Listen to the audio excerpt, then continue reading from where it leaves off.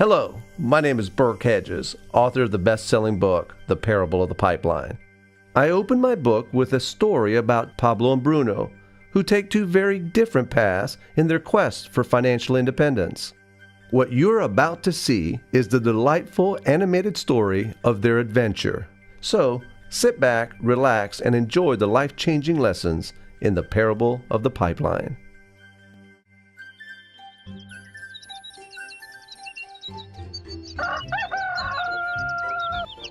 Far away, in a small village, near a beautiful valley, lived two friends, Pablo and Bruno. They were both young and dreamed of a better life for themselves. They'd often discuss their dreams about how they would become the most successful men in the village. They weren't afraid of hard work, and they searched for opportunities to help realize their goals and achieve their dreams. One day, an opportunity presented itself.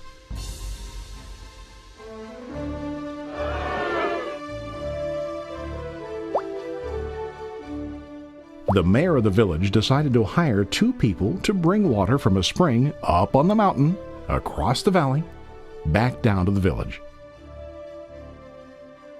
They were to be paid based on the amount of water delivered to the village. Bruno and Pablo enthusiastically got to work. Every day, from morning till evening, they carried buckets to and from the spring. They worked hard, carrying water to the village.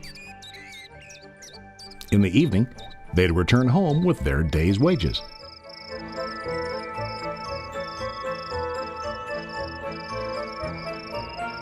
Bruno was satisfied with his work and the money he earned. He was sure that with this work he could achieve his dreams. Bruno thought that to increase his wages he could use bigger buckets to bring more water each trip.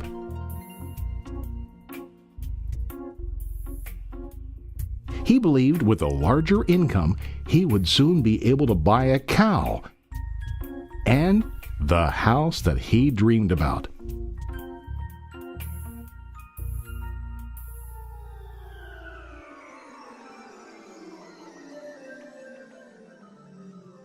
Now Pablo was not satisfied. At the end of the day, his back and hands ached, and he was exhausted. He was looking for an easier way to earn more. One day an idea occurred to Pablo. He imagined building a pipeline to deliver the water from the mountain spring to the village. With this pipeline, he could get more water to the village without carrying buckets back and forth from the spring to the village. Soon, he got very excited about his idea and began to plan. Pablo, of course, shared his idea with his friend Bruno and asked him to join with him to work on and help build the pipeline. Bruno thought the idea was crazy. All Bruno could think about was what his money could buy today and how to get it quicker. He felt that building a pipeline would slow him down and delay him in achieving his goals.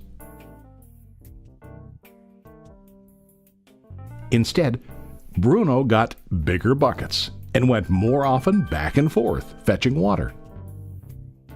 He was sure that with this method, he could make more money. Pablo decided to build the pipeline on his own. He understood that it would not be easy to build, and it would take time to complete the pipeline. Pablo knew that it could take several years to finish, but he set his mind on his goal. Every day he worked and carried water like before. But on weekends and during his spare time, he worked hard to dig in the rocky soil and build his pipeline. In the first month, there was little to show for his work.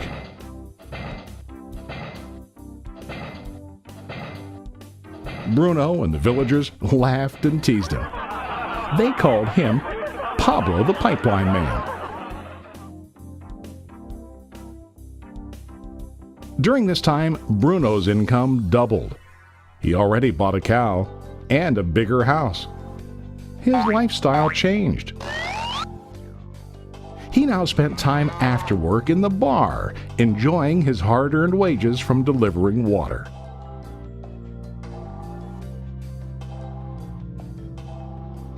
What Bruno didn't realize was that his body was starting to stoop from carrying the heavy buckets every day.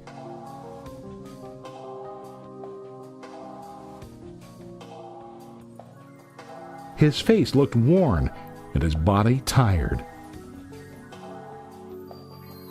Soon, he began to carry less and less water due to the wear and tear on his body.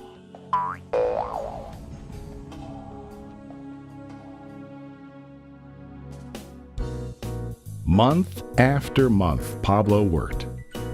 Soon a year passed, and then a second year. Finally, Pablo finished his pipeline. He now used his pipeline to deliver water to the village instead of carrying buckets. Pablo was now earning more money than ever before. The water continued flowing to the village, while Pablo wasn't working. While he slept and ate, the water flowed. Pablo was happy and proud of his insight, persistence, and hard work. Now his income flowed as long as the water flowed through his pipeline.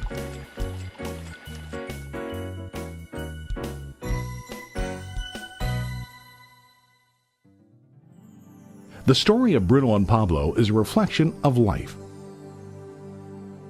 Their jobs symbolize what most people do to earn money. Bruno gets his money using buckets. He goes back and forth, carrying his buckets from the spring to the village in exchange for money. To increase his income, he either has to go more frequently to the spring or to use larger buckets. It's common in real life to increase our income by working harder. For example, working overtime or getting a second job. We also increase the size of our buckets by accepting a higher paying position, which often includes spending more time on the job. Most of us exchange time for money like Bruno. We know that every person has only 24 hours in the day and that it's not possible to use all our time to work. The most difficult time comes when we can no longer exchange time for money due to age, health, or other reasons. Then, our income stops. Now let's review what Pablo did. Very wisely, Pablo did not exchange all of his time for a limited income, but he used some of his time to build a pipeline. He knew that the pipeline would bring ongoing income as long as the water flowed. An ongoing income that multiplied the time he worked each day. Pablo knew that someday, maybe because of age or health, he would no longer be able to exchange his available time for money. Pablo knew that if he could make his idea of a pipeline work, then he only has to do the hard work of building the pipeline. After the pipeline was completed, Pablo was able to monitor and maintain the flow of water to ensure that his income will continue. Pablo has shown us that to earn an income, we don't always have to directly exchange time for money. There really are better ways. How about you? Are you still like Bruno, who directly exchanges time for money? Or do you want to be like Pablo, building and maintaining a pipeline for ongoing income? If you are interested in the idea of building your own pipeline, contact the person who lent you this presentation. You can start building your pipeline today.